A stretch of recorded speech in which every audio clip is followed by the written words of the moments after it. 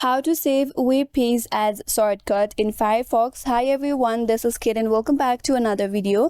And on today's video we will learn how we can save web page as a shortcut in Firefox. So without further delay, let's get started. First of all, open up Firefox in your device.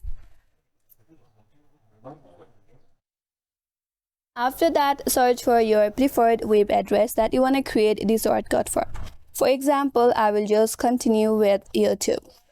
Now if you want to add this web page as your shortcut, you can minimize this. After that, navigate to this top section. There, just in front of this web address, there is this key or the lock icon. All you have to do is click on it and you have to drag this on your desktop like this. Now the shortcut has been created on your desktop. So that's how you create a shortcut for web page on Firefox. And that's all for today's video. Hope this video was helpful, and if you are new to our channel, consider subscribing. Thanks for watching and stay tuned for more videos.